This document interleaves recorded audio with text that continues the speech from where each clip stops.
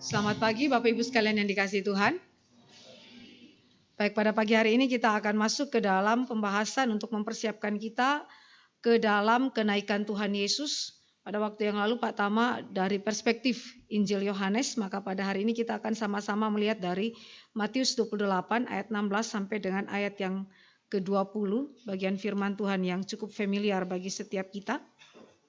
Mari kita berdoa mohon anugerah Kristus pimpin kita dalam pemberitaan firman. Bapa di dalam kerajaan sorga, terpujilah namamu ya Tuhan Allah kami yang hidup. Engkau adalah Tuhan kami yang menciptakan alam semesta.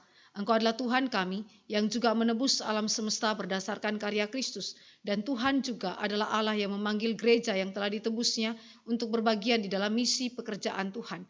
Kami sungguh bersyukur karena kami adalah orang-orang yang sesungguhnya tidak layak, namun dilayakkan oleh karya Kristus saja. Dan pada hari ini ketika kami bersama-sama beribadah di hadapan Tuhan, biarlah Tuhan sendiri melayakkan kami lagi, menguduskan jiwa kami, dan biarlah hati kami menjadi tempat yang subur bagi firman-Mu, sehingga oleh anugerah Tuhan kami bertumbuh dalam pengenalan kami akan Kristus dan hidup berkenan kepada Tuhan. Pimpin kami di dalam pemberitaan firman Tuhan pada pagi hari ini. Di dalam nama Yesus Kristus Tuhan kami berdoa. Amin. Mari kita membaca Injil Matius pasal 28 ayat 16 sampai dengan ayat yang ke-20. Kita baca secara bergantian. Dan ke-11 murid itu berangkat ke Galilea, ke bukit yang telah ditunjukkan Yesus kepada mereka.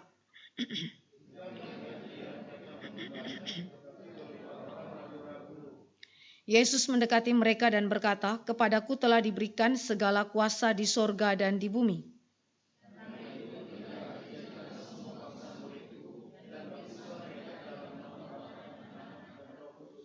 Dan ajarlah mereka melakukan segala sesuatu yang telah kuperintahkan kepadamu, dan ketahuilah aku menyertai kamu senantiasa sampai kepada akhir zaman." Demikian pembacaan firman Tuhan. Tema kita pada hari ini adalah kuasa di bumi dan di sorga. Penekanan saya pada hari ini adalah kita melihat bagaimana karya Kristus di dalam konteks Injil Matius dan bagaimana itu kaitannya di dalam misi kita sebagai umat Tuhan. Bapak Ibu yang dikasihi oleh Tuhan Yesus Kristus, Injil Matius jika kita baca dari pasal yang pertama sampai dengan pasal yang terakhir, kita menemukan beberapa hal yang Matius itu tekankan. Yang pertama, Matius memberikan penekanan bahwa Kristus adalah anak Allah yang berinkarnasi ke dalam dunia. Dia adalah Allah Sang Immanuel yang menyertai kita, dan inkarnasi itu berbicara mengenai perendahan diri dia. Matius 1 ayat yang ke-23. Tetapi kemudian kalau saudara baca di dalam Matius 27 ayat yang ke-37, di situ dibicarakan mengenai penghinaan dari pihak manusia kepada Yesus Kristus dengan menuliskan bahwa dia adalah raja orang Yahudi sebagai hinaan di atas kayu salib. Ini dalam konteks perendahan diri Yesus. Tapi saudara, saya memperhatikan Matius menyajikan Kristus sebagai raja dengan memberikan kepada kita konteks perendahannya. Bahkan di dalam perendahan dia adalah raja.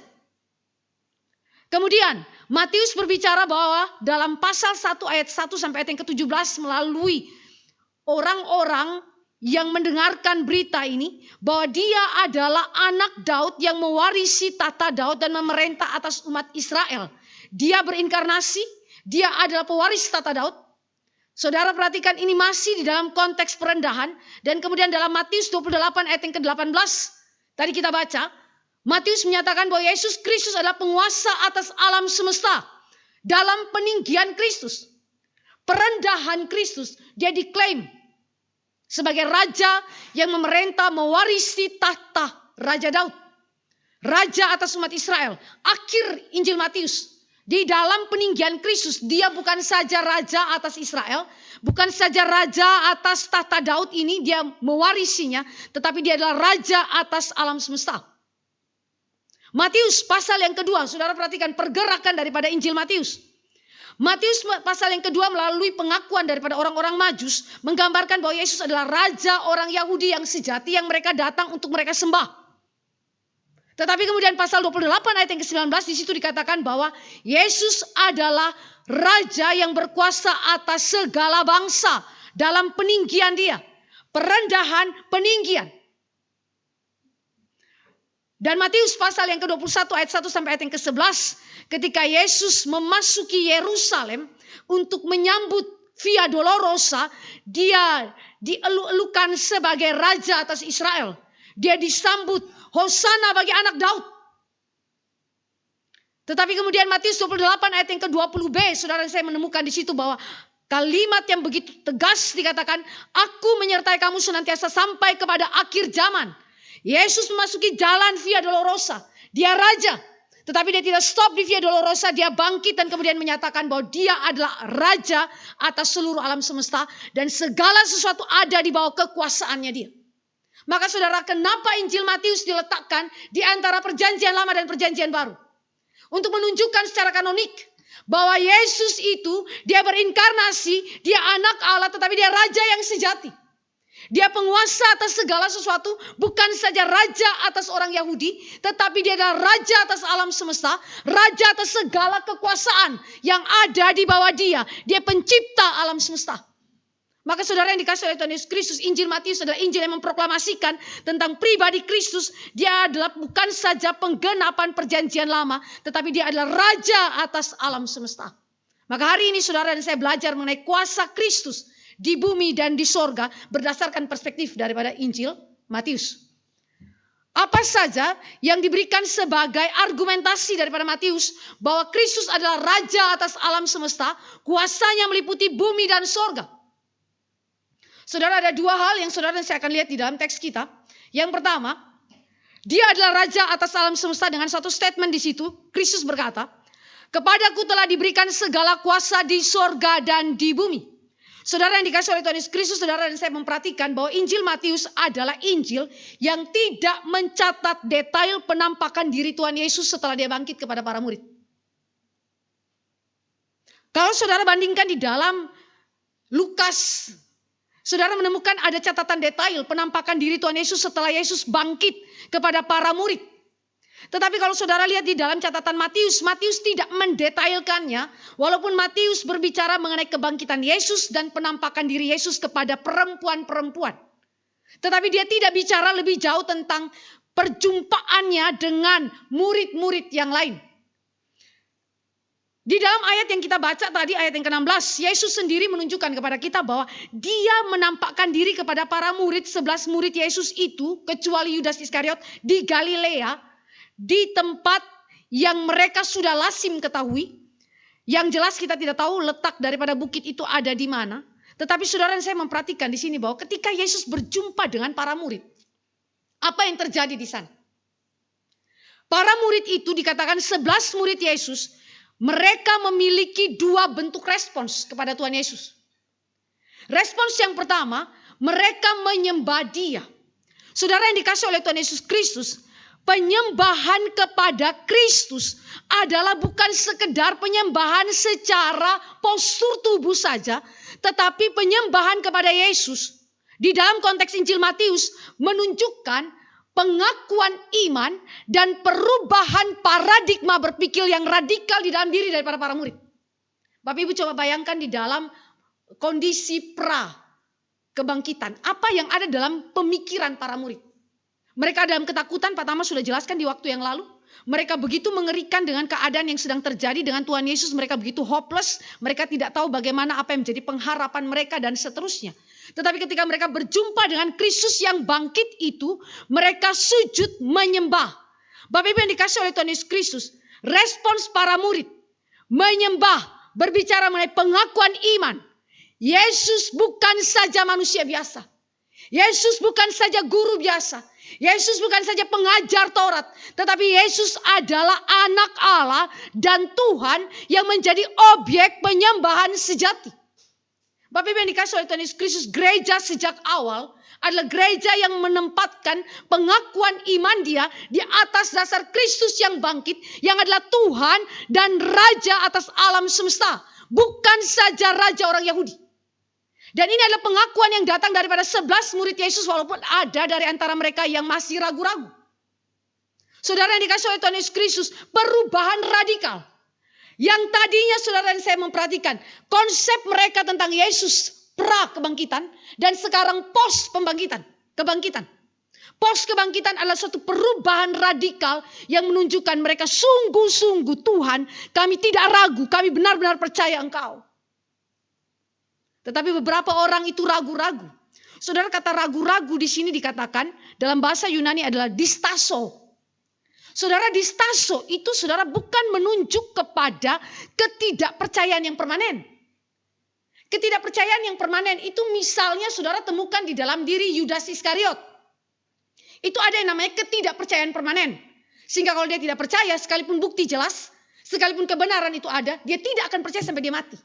Itu namanya ketidakpercayaan permanen.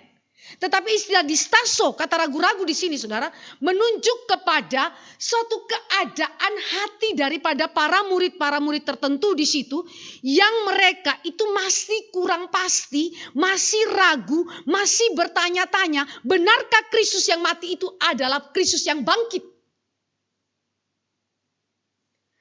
Kalau saudara lihat di dalam ayat yang ke-17 dikatakan, ketika melihat dia, istilah melihat saudara dalam bahasa Yunani itu melihat dari jauh. Jadi mereka lihat Tuhan Yesus tapi jarak jauh saudara. Maka ayat yang ke-18, Yesus mendekati mereka. Yesus berbicara secara dekat dengan mereka. Mereka lihat dari jauh dan keraguan mereka itu nampak dari jauh. Yesus tahu mereka ragu, tetapi keraguan mereka sekali lagi bukan datang dari ketiadaan iman. Tetapi justru karena mereka beriman kepada Allah yang sejati. Matthew Henry bilang begini, mereka ragu-ragu saudara, itu menunjukkan bahwa iman kepada Kristus adalah sesuatu yang benar-benar berasal daripada Allah saja dan bukan hasil daripada pekerjaan manusia. Karena ini sesuatu hal yang bukan menandai hal negatif. Orang kalau mendengar Kristus bangkit dan kemudian dia mempertanyakan apa buktinya bahwa Yesus bangkit.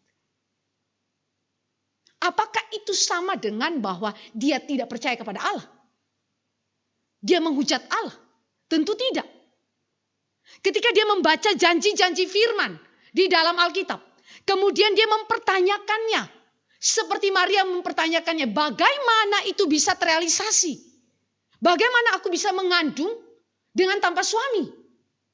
Saudara, ini yang namanya distaso. Suatu kondisi jiwa orang percaya yang bukan meragukan dalam arti ketidakpercayaan permanen tadi. Tetapi justru menuntut. Tuhan beri kami argumentasi. Tuhan beri kami landasan objektifnya. Tuhan beri kami suatu alasan yang jelas untuk kami menjadikan itu sebagai fondasi kami beriman. Itu distaso Bapak Ibu. Maka distaso adalah sesuatu yang begitu merupakan kekuatan kekristenan. Orang Kristen kalau cuma percaya begini, Yesus adalah Tuhan dan Juru Selamat. Setelah itu ditanya, kenapa kamu percaya Yesus Tuhan dan Juru Selamat? Gak bisa jawab saudara. Bagi saya itu salah besar. Itu bukan kekristenan yang sejati. Kekristenan yang sejati adalah kekristenan yang diletakkan di atas dasar yang solid. So fondasi firman yang solid. Maka ketika mereka distaso, mereka semacam menuntut, mencari suatu pemahaman yang sejati, pemahaman yang benar bahwa Yesus adalah pribadi yang mati, tetapi bangkit dari antara orang mati, dan dia sungguh-sungguh historis. Saudara yang dikasih oleh Tuhan Yesus Kristus, itu sebabnya Yesus mendekati mereka.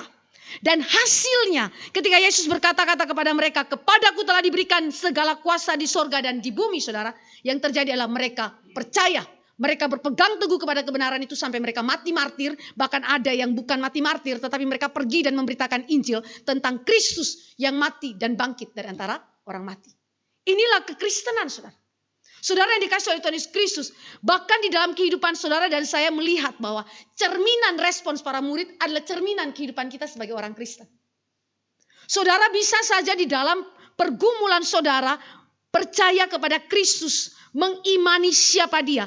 Ada ruang bagi keraguan, ada ruang bagi saudara bertanya, mencari pemahaman, mencari landasan objektif bagi saudara. Dan setelah saudara mendapatkannya, saudara berpegang teguh di dalamnya sampai kapan? Sampai mati.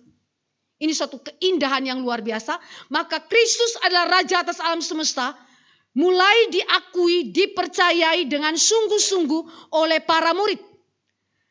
Kepadaku telah diberikan segala kuasa di sorga dan bumi. Bapak Ibu yang dikasih oleh Tuhan Yesus Kristus, klaim otoritas Yesus ini adalah already and not yet.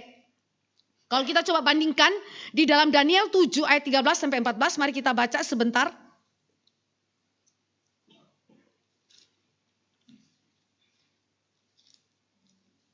Daniel 7 ayat 13 sampai 14.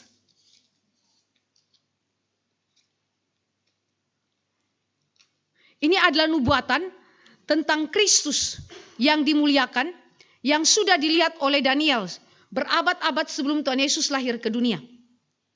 Daniel 7 ayat 13 sampai 14. Aku terus melihat dalam penglihatan malam itu, tampak datang dengan awan-awan dari langit, seorang seperti anak manusia. Datanglah ia kepada yang lanjut usianya itu dan ia dibawa ke hadapannya. Lalu diberikan kepadanya kekuasaan dan kemuliaan dan kekuasaan sebagai raja.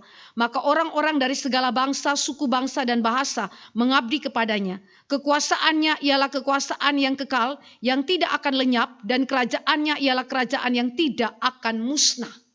Sebelum Yesus berinkarnasi, Daniel telah memandang jauh ke depan kepada otoritas Kristus sebagai raja atas alam semesta.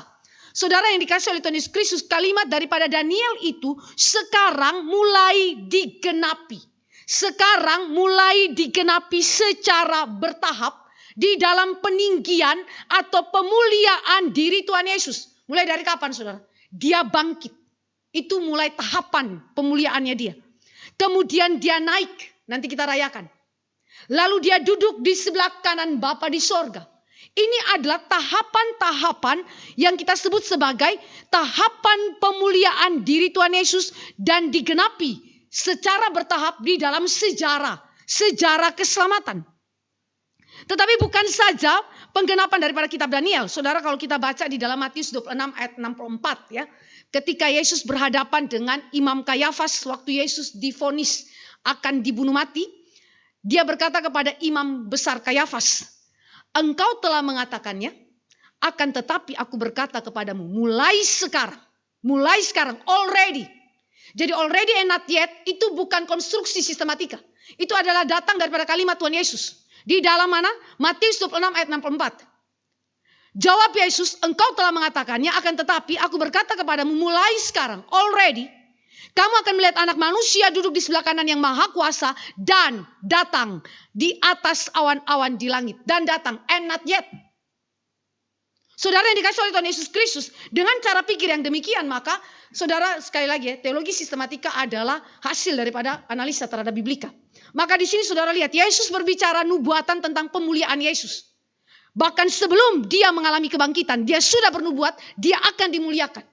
Dan itu terjadi mulai secara bertahap tadi saya katakan. Mulai dari kebangkitannya, kenaikannya, duduk di sebelah kanan Bapa. Dan akan datang di atas awan-awan berbicara mengenai not yet-nya.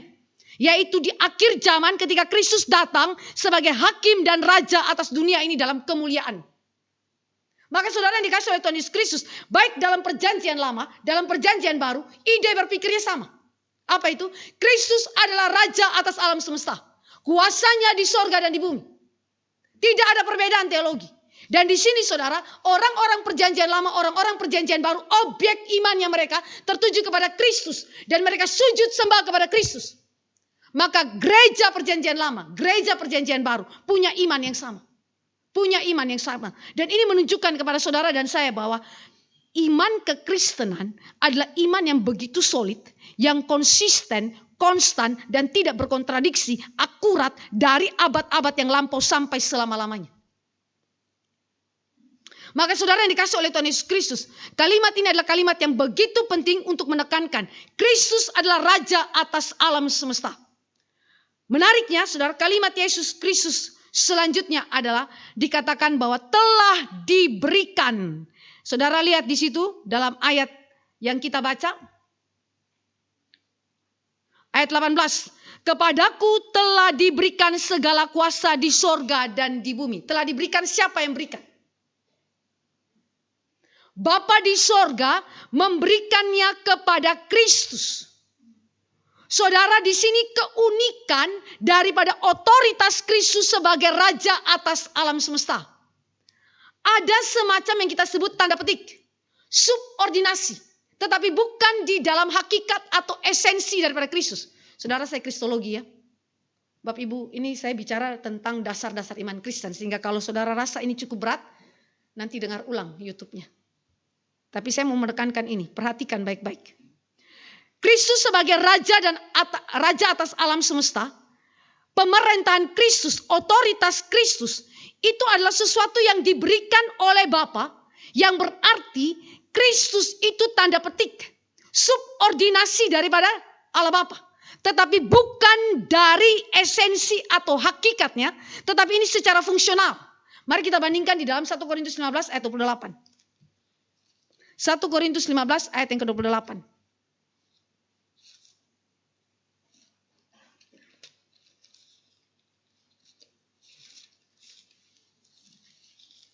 1 Korintus 15 ayat 28.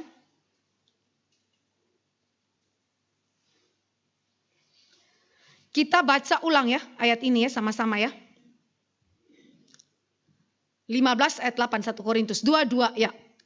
Tetapi kalau segala sesuatu telah ditaklukkan di bawah Kristus, maka ia sendiri sebagai anak akan menaklukkan dirinya di bawah Dia yang telah menaklukkan segala sesuatu di bawahnya, supaya Allah menjadi semua di dalam semua.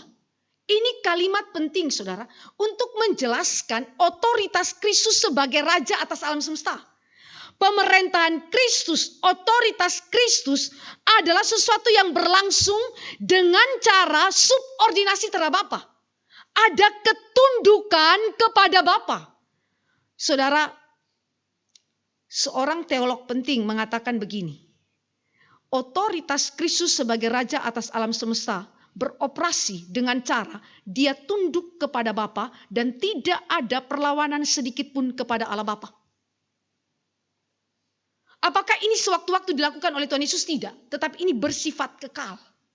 Sehingga ketika segala sesuatu ditaklukkan di bawah Kristus, Kristus sendiri menaklukkan dirinya kepada Bapa di sorga. Sehingga Bapa menjadi semua di dalam semua. Yang berarti kemuliaan Allah menjadi poros utama, kemuliaan Allah menjadi pusat alam semesta, dan tidak ada lagi yang mengancamnya atau mencoba merebut kemuliaan Allah itu dari tangan Allah. Karena itu tidak mungkin terjadi. Walaupun manusia ciptaan mencoba atau iblis mencoba untuk merebut kuasa itu daripada tangan Tuhan, tetapi tidak akan pernah terjadi. Saudara, ini suatu prinsip yang penting ya. Penaklukan alam semesta di bawah otoritas Kristus diberikan oleh Bapa. Dan setelah Kristus dapat itu semua, dia tunduk kepada Bapa. Dan itulah model kepemimpinan, model pemerintahan, model otoritas daripada Tuhan Yesus. Implikasinya apa saudara bagi kehidupan gereja? Kalau saudara dan saya adalah orang yang mengakui Yesus sebagai Kristus yang adalah Raja atas alam semesta, saudara harus punya pola hidup yang sama dengan Tuhan Yesus. Kalau Yesus menerima segala sesuatu dari Bapa, setelah itu dia tunduk sama Bapa. Apalagi saudara. Saudara dan saya yang percaya kepada Tuhan Yesus, saudara harus tunduk dan taat kepada Kristus. Sama seperti dia juga tunduk dan taat kepada Bapa di sorga. Ketundukan adalah ciri otoritas Kristus di dalam kepemimpinan dia atas alam semesta. Demikian juga orang-orang yang adalah gereja Tuhan harus tunduk kepada otoritas Kristus dan kehendak Kristus. Seperti Kristus tunduk kepada Bapa dan kehendak Bapa. Bapak Ibu, ini adalah suatu pola kehidupan gereja. Kalau orang yang tidak pernah tunduk kepada otoritas saudara, hancur. Contoh dalam keluarga. Kalau ada anak gak tunduk sama papanya. Ada istri gak tunduk sama suaminya. Saudara, apa yang terjadi dalam keluarga? Kacau ya. Itu kayak perang. Bangun pagi sudah perang saudara. Karena masalah ketundukan saudara. Tetapi kalau saudara lihat di sini ya, karena Bapa itu adalah pribadi yang telah memberikan segala kuasa kepada Kristus dan menundukkan segala sesuatu kepada Kristus, maka Kristus dengan rela, dengan bersukacita, dengan sungguh-sungguh menyerahkan dirinya kepada Bapa, tunduk kepada Bapa dan membawa segala hasil kerjanya dia kepada Bapa di sorga, sehingga Bapa yang dimuliakan dan segala sesuatu kembali kepada kemuliaan Allah. Demikian juga gereja.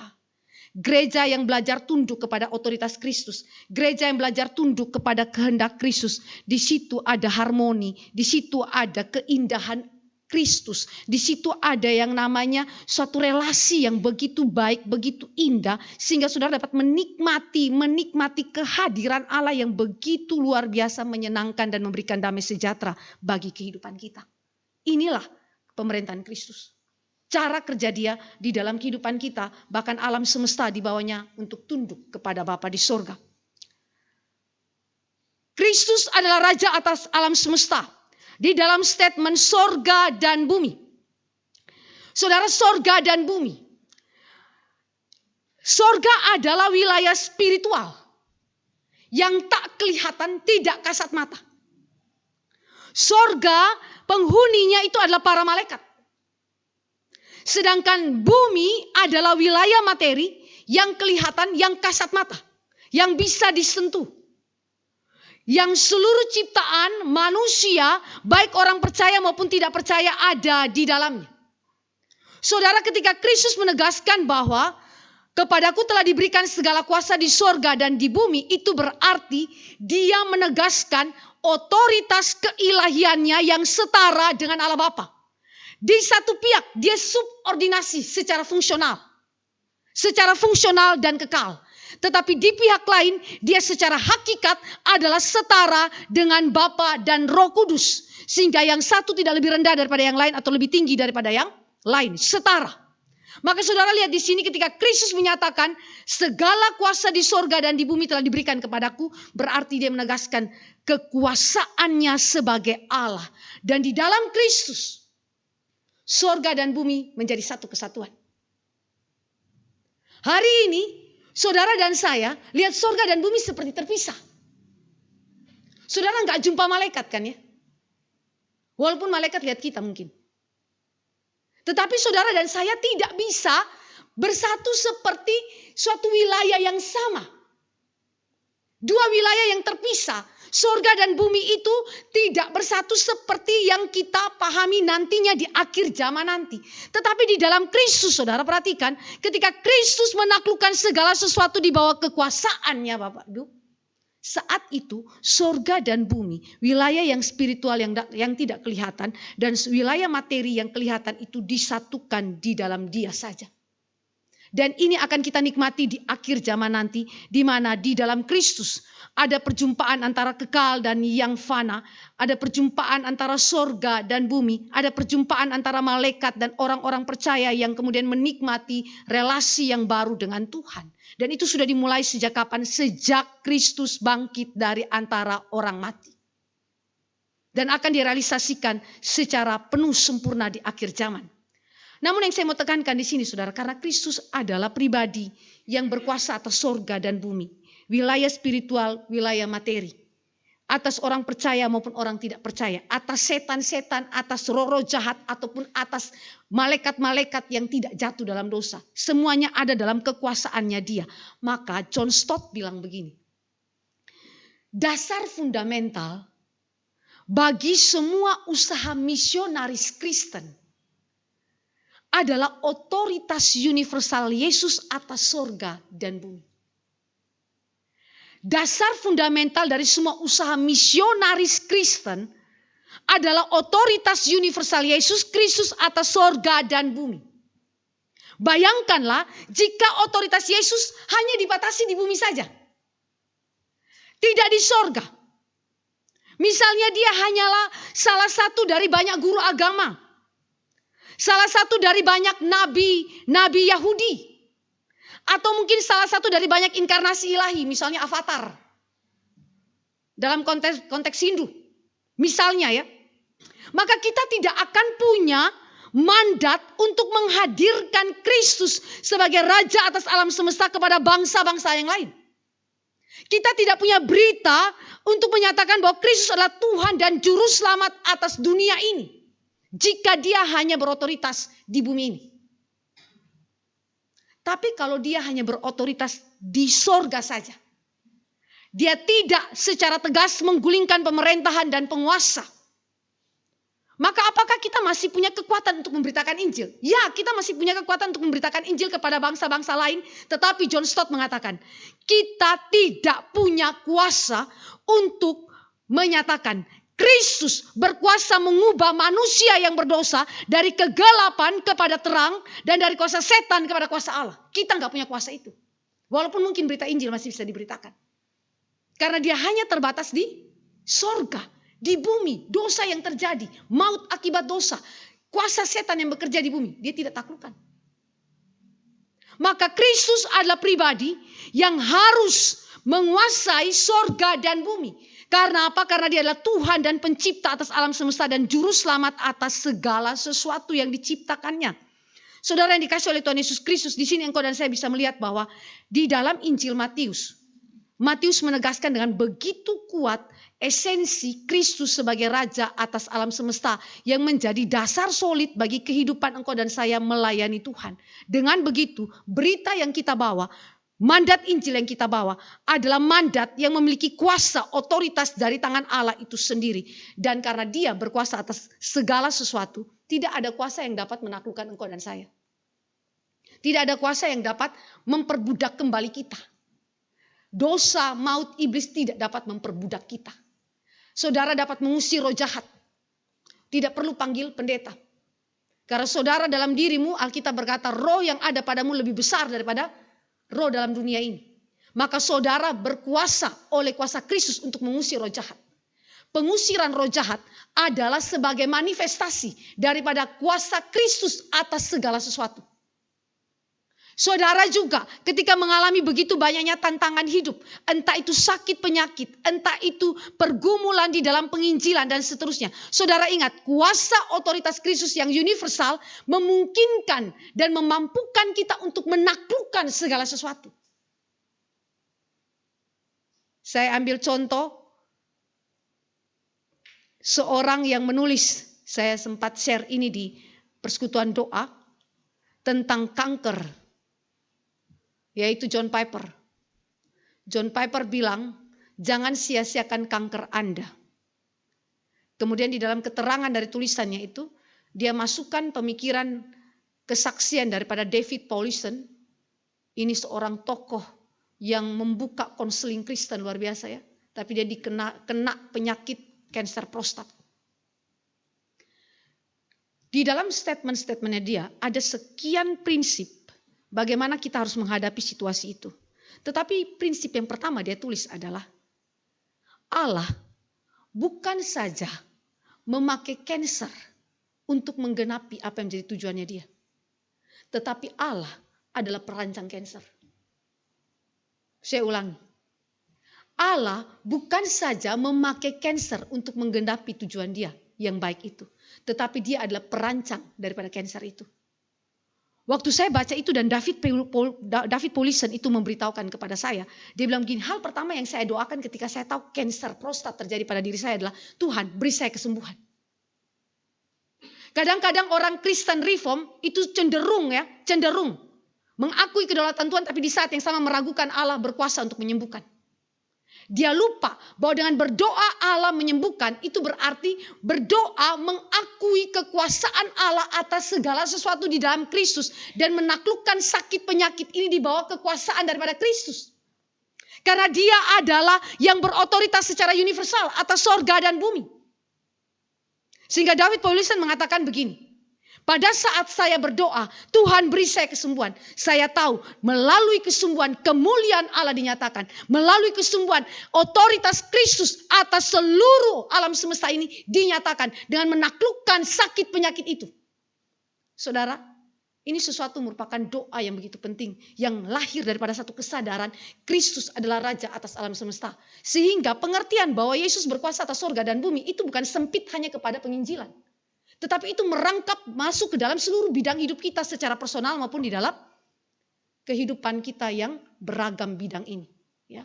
Sehingga di dalam konteks ini Bapak Ibu dan saya bisa lihat bahwa Tuhan memutuskan kanker tetap berlangsung atau menyembuhkannya itu hak Tuhan. Tapi kita adalah orang-orang yang harusnya memiliki sikap hati seperti David Powlison itu. Ketika mengakui Kristus sebagai Tuhan yang berkuasa atas sorga dan bumi. Semua hal dalam kehidupan kita harus serahkan kepada Tuhan. Biar dia yang berkarya. Kadang kita itu berdoa saudara, berdoa itu sambil tidak percaya. Contoh orang-orang para murid ya, yang menghadapi badai waktu mereka menyeberang menuju Gadara. Sekonyong-konyong badai dahsyat itu datang, mereka panik dan mereka bangunkan Tuhan Yesus kan. Tuhan Yesus, apakah engkau tidak peduli kita binasa? Lalu Yesus bangun dan Yesus hardik. Angin badai itu tenang, lalu dia bilang, mengapa kamu tidak percaya? Saudara, apa yang saya maksudkan di dalam kalimat ini? berdoa teriak sama Tuhan Yesus, tapi doa dalam kepanikan tanpa iman. Atau doa dalam kepanikan tanpa percaya kepada Tuhan Yesus. Ini sesuatu yang seringkali kita itu bisa saja terjadi dalam kehidupan kekristenan kita. Aduh udah mepet nih. Ya, keadaannya begitu mendesak ini. Berdoa, tetapi di saat yang sama gak percaya, gak menyerahkan itu kepada Tuhan.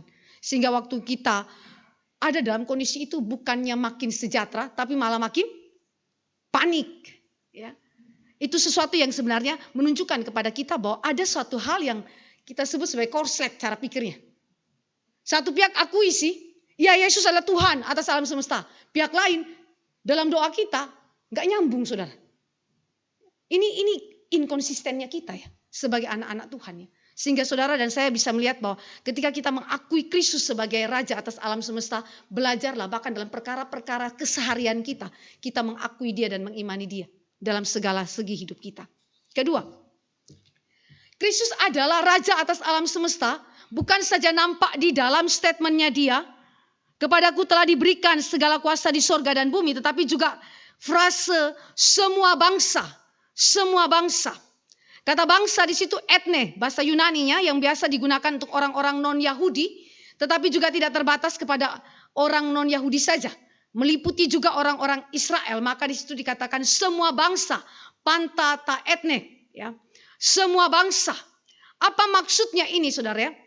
Kekuasaan Kristus atas alam semesta sebagaimana yang sudah dinubuatkan oleh Daniel, saudara, menyebabkan adanya panggilan sebagai umat Allah secara luas, lebih luas daripada perjanjian lama.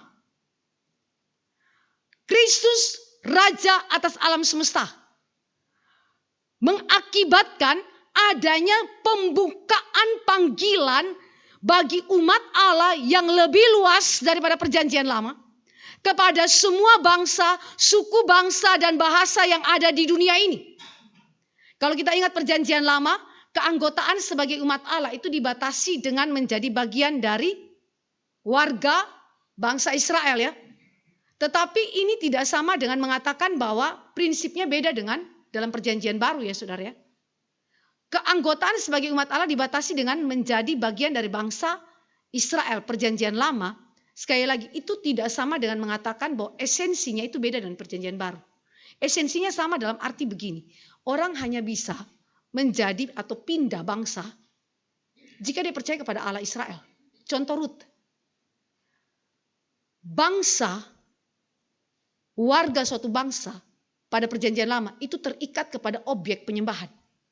Kalau saya warga Moab, maka saya terikat kepada Tuhannya Moab. Tapi kalau saya pindah menjadi warga Israel, maka saya pindah keagamaan, pindah iman. Itu konsep perjanjian lama. Sehingga secara esensi saudara, kalau dia pindah kewargaan, dia pindah dari warga Moab menjadi warga Israel. Berarti dia punya Tuhannya beda, objek penyembahannya beda. Maka secara esensi saudara, walaupun menjadi anggota daripada bangsa Israel terbatas, tetapi esensi imannya sama dengan perjanjian baru. Perjanjian baru, keanggotaan umat Allah itu meliputi baik orang Israel maupun bukan Israel. Tetapi sekali lagi esensinya sama, yaitu diletakkan kepada relasi dengan Allah. Barang siapa percaya kepada Allah di dalam Kristus saja, mereka adalah warga kerajaan Allah, warga milik Allah. Lepas daripada mereka adalah berdomisili di mana, berlatar belakang pendidikan apa, berstatus sosial apa, dari latar agama apa dan lain-lain. Tetapi ketika dia percaya kepada Tuhan Yesus, maka dia menjadi anggota kerajaan Allah. Saudara yang dikasih oleh Tuhan Yesus Kristus, di sini kita melihat adanya deklarasi. Deklarasi daripada Kristus sebagai Raja atas alam semesta. Jika ada orang Muslim, mu'alaf menjadi Kristen, saudara. Itu bukan sekedar pindah agama ya. Ini mirip seperti Rut, pindah iman dia. Ya. Sehingga waktu saudara berjumpa dengan orang yang sedemikian, saudara harus lihat sebagai deklarasi karya Kristus yang merebut orang dari kuasa setan, dari kuasa dosa, dari kuasa maut, dan membawa mereka masuk ke dalam iman yang sejati. Kalau saudara berjumpa dengan misalnya saudara-saudara yang katanya orang Kristen, tetapi keras hatinya luar biasa, Mereka melawan firman luar biasa, tetapi kemudian oleh anugerah Tuhan mereka diselamatkan. Maka ini adalah suatu deklarasi penaklukan daripada semua bangsa di bawah kuasa daripada Kristus. Sehingga di dalam kacamata Matius, saudara, kacamata Matius, panggilan Allah kepada semua bangsa melalui pemberitaan Injil Kristus kepada seluruh dunia adalah suatu panggilan yang bersifat universal berdasarkan kuasa Kristus yang universal. Saya ulangi.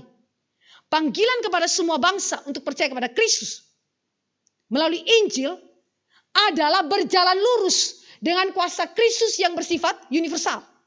Kalau Kristus punya kuasa tidak universal, sorga dan bumi, maka tidak ada penginjilan yang menjangkau segala tempat, menjangkau beragam macam budaya, beragam macam orang, dan lain-lain. Maka ini sesuatu hal yang saudara lihat di dalam konteks daripada pemikiran Injil Matius. Begitu kental, begitu dalam tentang deklarasi. Maka kalau kita pergi ikut KKR Purwokerto, ikut pelayanan ini, pelayanan itu ke sana sini saudara ya. Entah mau dalam negeri mau luar negeri. Saudara harus pikir, saya ketemu orang, saya beritakan Injil, ini deklarasi. Kalau orang percaya sama Tuhan Yesus itu deklarasi penaklukan semua bangsa di bawah kuasa Kristus. Kalau kita melayani tetapi kehilangan visi ini saudara, kita akan jadi kayak orang yang terprogram aja begitu. Tapi kita nggak bisa kemudian melihat visi yang jauh lebih besar, bagaimana keterlibatan kita di dalam menaklukkan atau membawa semua bangsa datang kepada Kristus. Deklarasi daripada kuasa Kristus atas alam semesta. Ketiga, kuasa Kristus sebagai alam atas alam semesta yang tadi dia klaim dia telah memiliki kuasa di sorga dan bumi, kemudian semua bangsa. Yang ketiga, kita lihat di dalam ayat yang ke 19 sampai dengan ayat yang ke-20, satu kalimat yang sudah sangat lazim kita dengar. Karena itu pergilah, jadikanlah semua bangsa muridku dan baptislah mereka dalam nama Bapa dan Anak dan Roh Kudus dan ajarlah mereka melakukan segala sesuatu yang telah kuperintahkan kepadamu. Saudara, kalimat ini, poin yang ketiga adalah mandat Injil. Mandat Injil adalah dalam sudut pandang Matius sebagai suatu bentuk penaklukan manusia dan alam di bawah otoritas Kristus. Di dalam kacamata Injil Matius, mandat Injil adalah penaklukan manusia dan alam di bawah otoritas Kristus. Sehingga mandat Injil tidak boleh dikerjakan oleh mereka yang belum percaya. Mandat Injil tidak boleh diberikan kepada mereka yang belum hidup di dalam iman yang sejati. Mandat Injil adalah pekerjaan yang diberikan oleh Allah kepada gereja saja. Kepada gereja saja. Dan ini adalah suatu penaklukan manusia dan alam di bawah otoritas Kristus. Bapak Ibu yang dikasih oleh Tuhan Yesus Kristus, kalimat di situ, Yesus memerintahkan pergi. Yang berarti bukan cuman, kalau kita bandingkan dengan Kisah Rasul, bukan cuman di Yerusalem, tetapi Yudea, Samaria, sampai kepada ujung bumi. Saya tidak akan bahas ini, tetapi penekanan daripada Tuhan Yesus bukan cuman pergi dan beritakan Injil, tetapi memuridkan, saudara. Bapak Ibu yang dikasih oleh Tuhan Yesus Kristus, kita tahu bersama bahwa dasar misi kita kepada Yahudi dan non-Yahudi adalah Kristus itu sendiri, mandatnya datang daripada tangan Tuhan sendiri, Kristus yang berkuasa atas surga dan bumi. Namun yang saya mau tekankan di sini adalah murid. Dalam bahasa Yunani, menjadi murid itu berarti dalam arti aktif, bukan pasif. Aktif memuridkan. Aktif memuridkan. Dan menariknya adalah kata murid di sini adalah orang yang suka belajar. Terus-menerus belajar. Bukan sekedar menjadi pengikut Kristus. Tetapi murid adalah orang yang terus mau belajar. Murid adalah orang-orang yang telah percaya kepada Yesus. Murid adalah orang-orang yang taat dan berkomitmen penuh kepada Kristus. Saudara, mandat Injil membawa berita Injil Kristus keselamatan kepada semua manusia. Dan memuridkan mereka yang sudah percaya. Murid itu belajar terus-menerus. Murid itu setia dan berkomitmen taat penuh kepada Tuhan Yesus. Bapak Ibu, ini kembali kepada poin tadi. Di awal, ada keserupaan antara murid Kristus dengan Kristus. Murid Kristus adalah orang yang selalu tunduk kepada Kristus. Seperti Kristus yang selalu tunduk kepada Bapa di sorga. Murid Kristus selalu terus belajar daripada Kristus dan firman-Nya. Demikian juga Kristus ketika dia datang ke dalam dunia, dia mengatakan bahwa dia hanya mengerjakan apa yang dia lihat Bapa kerjakan. Mari kita baca sebentar di dalam ayat ini. Kalimat daripada Tuhan Yesus yang menunjukkan karakteristik seorang murid. Markus 14 ayat 36. Markus 14 ayat 36.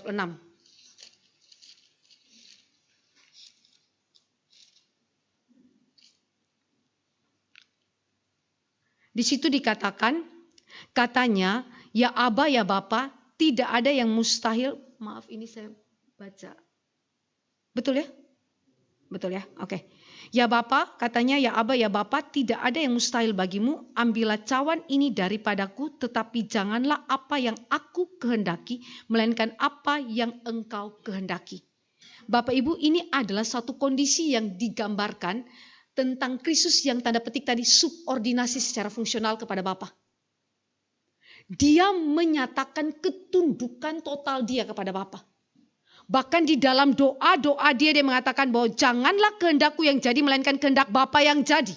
Ini tidak sama dengan Yesus pernah memikirkan untuk berbenturan dengan kehendak Bapa. Atau pernah berpikir untuk lawan kehendak Bapa sedetik pun, tidak pernah. Yesus tidak pernah sedetik pun memikirkan untuk berlawanan dengan Bapa di sorga.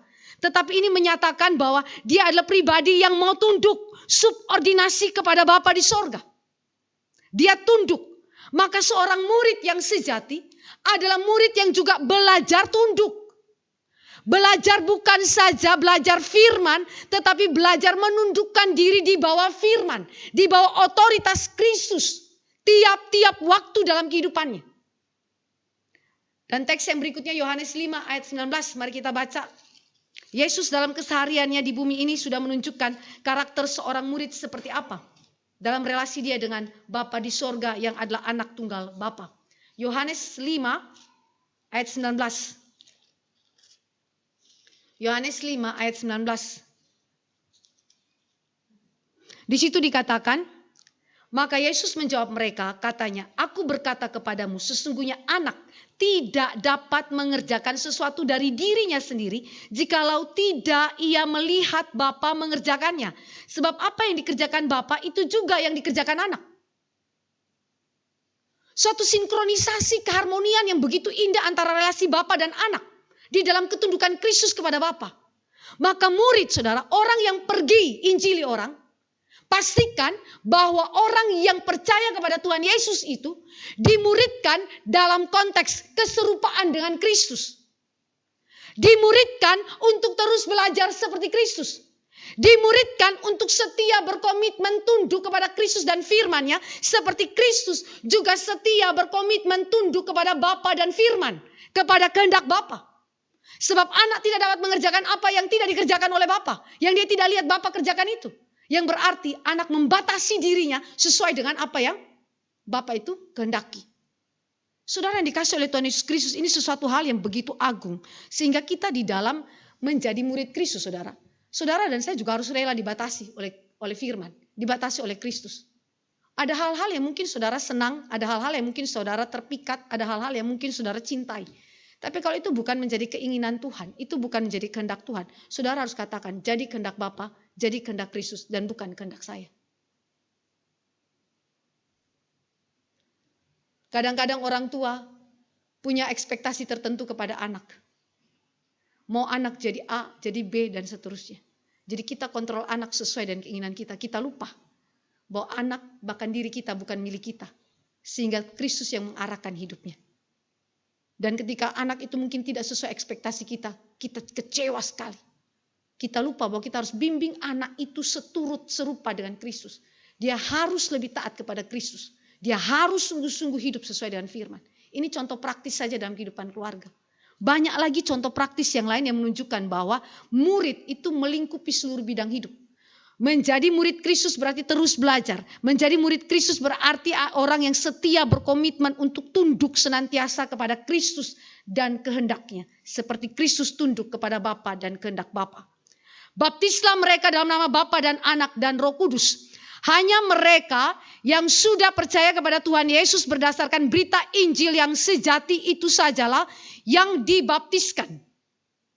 Karena itu bukan suatu keharusan jika ketika saudara menginjili lalu ada orang yang bilang begini, saya mau dibaptiskan. Lalu saudara bilang begini, nanti dulu, belajar dulu. Jangan langsung dibaptiskan.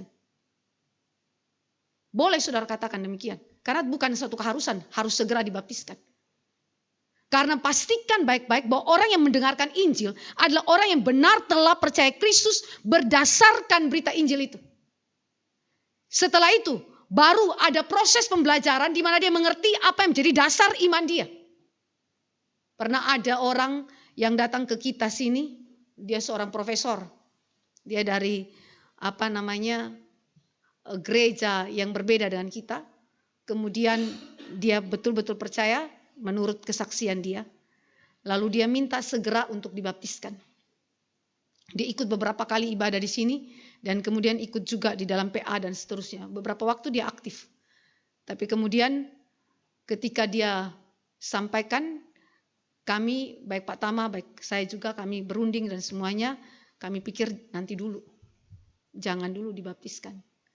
Setelah kami melihat progres orang ini, apa yang ditunjukkan di dalam kurun waktu itu, kemudian kami pikir nanti dulu, pending dulu. Setelah kami katakan itu, dia cari gereja lain. Dia tidak lagi datang ke sini. Tapi bagi kami itu kemurnian. Saudara tidak bisa menerima dengan begitu saja orang yang mengakui diri murid tanpa saudara melihat pembuktian hidupnya. Saudara benar-benar harus menggumulinya sungguh-sungguh karena kemurnian itu tidak bisa dimanipulasi. Ya. Sehingga baptisan adalah sesuatu yang saudara harus ingat, itu tanda perjanjian. Itu adalah sakramen. Sehingga tidak boleh sembarangan diberikan kepada setiap orang. Saudara, Jonathan Edwards itu saking dia ketatnya saudara. Semua yang jadi anggota gereja yang mau dibaptiskan, dia pastikan orang itu harus percaya Tuhan Yesus. Kalau nggak percaya Tuhan Yesus, nggak boleh dibaptiskan masuk jadi anggota gereja. Itu Jonathan Edwards sih saudara. Sampai dia punya gereja yang tadinya jumlah jemaat begitu banyak menurun saudara. Karena dia punya standar itu ya. Walaupun kita juga tahu ya di dalam gereja itu kan ada lalang dan ada gandum kan ya. Ya ada sisi ya kita bisa kritisi Edwards tapi di sisi yang lain kita bisa katakan bahwa standar Edwards itu adalah sesuatu yang benar. Karena sekali lagi tanda perjanjian walaupun itu tidak menyelamatkan. Tetapi tanda perjanjian itu adalah sesuatu yang menggambarkan apa yang terjadi secara internal dalam kehidupan kita. Dan yang internal itu adalah iman kepada Kristus. Komitmen total kepada Kristus sebagai satu-satunya Tuhan dan Juru Selamat yang saudara sampaikan di hadapan publik. Ada pertanggungjawaban di hadapan Tuhan dan di hadapan jemaat dan simbol dari kesatuan kita dengan gereja sebagai tubuh Kristus yang kelihatan. Karena itu orang yang jadi murid Kristus adalah orang yang seharusnya ada di dalam gereja yang kelihatan. Orang yang menjadi murid Kristus adalah orang yang bersatu dengan umat Tuhan yang kelihatan. Sehingga di dalam konteks inilah saudara dan saya menemukan bahwa kita bukan saja orang yang disatukan dengan Allah Tritunggal. Karena baptisan dilakukan atas nama Allah Tritunggal Bapa, Anak dan Roh Kudus. Tetapi kita juga disatukan dengan gereja yang kelihatan ini. Maka murid adalah orang yang belajar dan terus belajar hidup menyerupai Kristus di dalam kesatuan dengan Tritunggal dan di dalam kesatuan dengan gereja. Ketiga, kalimat dari Tuhan Yesus. Kalau tadi karena itu pergilah jadikanlah semua bangsa muridku, baptislah mereka dalam nama Bapa, Anak dan Roh Kudus, dan Yesus terakhir mengatakan dan ajarlah mereka melakukan segala sesuatu yang kuperintahkan kepadamu. Murid adalah orang yang terus belajar. Murid adalah orang yang dibaptiskan. Murid adalah orang yang menerima pengajaran dan pengajaran itu adalah firman Allah, dasar fundamental bagi gereja. Ya, hanya satu-satunya dasar fundamental bagi gereja adalah Alkitab itu sendiri dan menjadi dasar doktrinal bagi gereja. Sehingga itu mengatur etika hidup Kristen. Murid kalau mau tunduk sama Kristus, dia harus tahu kehendak Kristus. Dari mana dia tahu kehendak Kristus? Diajar. Ajarnya berapa kali? Ajarnya seumur hidup, saudara. Tiap waktu terus belajar, terus belajar. Alkitab terus diperdengarkan dan terus digali dan digali. Berulang-ulang. Anak saya itu waktu berapa hari lalu dia kesal karena kami kan punya jadwal baca Alkitab. Sudah sampai di Keluaran 12, mau masuk 13. Terus saya bilang begini, Keluaran 12 sudah baca belum? Sudah, Mah. Kalau begitu jelaskan apa yang dimaksudkan dalam Keluaran 12. Jelaskan ceritanya bagaimana. Dia cerita-cerita, lama-lama kok jadi kacau ceritanya. Terus saya bilang begini, kalau gitu kita baca ulang ya nak ya. Baca ulang dari 12, baru kita masuk 13, kitab Keluaran. Sudah, Stefani sudah tahu. Terus saya bilang kalau sudah tahu, kita tidak usah baca. Stefani coba cerita sama mama. Cerita saja ceritanya apa. Akhirnya tidak bisa, terpaksa dia menyerah. Nah karena dia kesal, dia bilang gini, mama saja yang baca. Gak mau Stefani baca. Oke, saya baca pasal 12 itu berapa puluh ayat itu semua saya baca satu-satu. Baca semua, oh ya itu Stefani sudah tahu. Oh oke. Habis itu saya tanya lagi, dia marah lagi sama saya. Mama nih baca Alkitab tanya terus. Emang Stefani gak ngerti-ngerti? Saudara, apa poin saya? Belajar berulang itu mengesalkan. Belajar ulang itu menjengkelkan. Tetapi dengan mengulang, saudara mendapatkan inti berita firman. Dengan mengulang, Allah menanamkan prinsip yang penting dalam jiwa saudara dan membuat saudara lebih memahami tentang siapa dia, kehendak dia dan karyanya bagi hidup saudara. Sehingga mengulang itu sesuatu yang penting. Bahkan kita hamba Tuhan pun berulang-ulang saudara. Di dalam hal ini ajarlah mereka. Bukan cuma sesekali, tetapi berulang-ulang segala yang Tuhan perintahkan. Supaya keputusan etis kita, perilaku hidup kita, praktik-praktik hidup kita serupa Kristus. Serupa Kristus. Melakukan apa yang kita pelajari, ajar dan lakukan. Ajar dan lakukan. Itu adalah dua hal yang terus berjalan saudara. Kalau ini tidak dilakukan saudara, pantas di dalam gereja terjadi apa yang disebut dengan praktik. Praktik yang tidak kudus. Wajar dalam gereja terjadi perzinahan. Wajar dalam gereja terjadi pencurian. Wajar dalam gereja terjadi dosa-dosa yang memalukan nama Tuhan. Kenapa? Karena murid tidak mau diajar. Sebut murid, dirinya murid. Tetapi tidak mau tunduk kepada firman Tuhan. Maka saudara perhatikan, orang yang jadi murid dibaptiskan. Dalam nama Tritunggal, disatukan dengan gereja yang kelihatan. Harus diajar terus menerus. Segala yang Kristus kehendaki. Berdasarkan Alkitab sebagai dasar doktrin, dasar fundamental iman Kristen, etika Kristen untuk mereka bisa melakukan apa yang sesuai dengan kehendak Tuhan. Sehingga seperti Kristus, aku lihat Bapa kerja, maka Kristus ikut kerja. Kita lihat Kristus kerja, kita ikut Kristus kerja. Maka makin hari kehidupan Kristen itu gereja, tubuh Kristus makin hari makin kudus. Gereja, tubuh Kristus makin hari makin dibersihkan daripada kekotoran. Makin hari makin serupa Tuhan Yesus. Maka ya Yesus berkata, dan ketahuilah aku menyertai kamu senantiasa sampai kepada akhir zaman. Di mana ini adalah jaminan bahwa penyertaan Yesus atas gereja. Ketika mereka menjalankan deklarasi tentang Kristus yang memerintah atas segala sesuatu. Atas alam semesta ini melalui penginjilan dan segala aspek yang ada di dalamnya saudara. Yesus menjamin bahwa pekerjaan pelayanan gereja itu efektif. Karena dia hadir, dia menyertai. Otoritas itu diberikannya kepada gereja.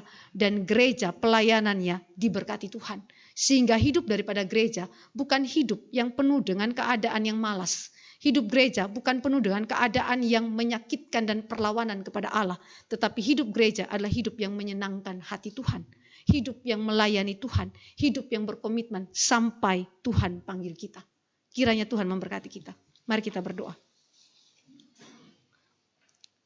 Bapa dalam kerajaan sorga, terima kasih karena Engkau adalah Tuhan kami, Raja atas alam semesta.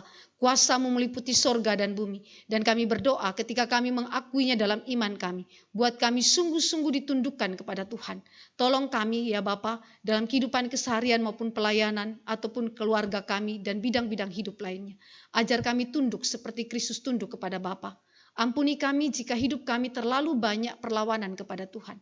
Ampuni kami jika hidup kami banyak sekali menyakiti hati Tuhan, mendukakan Tuhan dan memalukan nama Tuhan. Karena itu kami berdoa, Tuhan kasihani kami, kuduskan kami dengan firman hari ini. Pakai hidup kami menjadi saluran berkat Tuhan dan membawa banyak orang mengenal Kristus dan mengakui otoritas Kristus. Terima kasih Bapa, dalam nama Yesus Tuhan kami berdoa. Amin.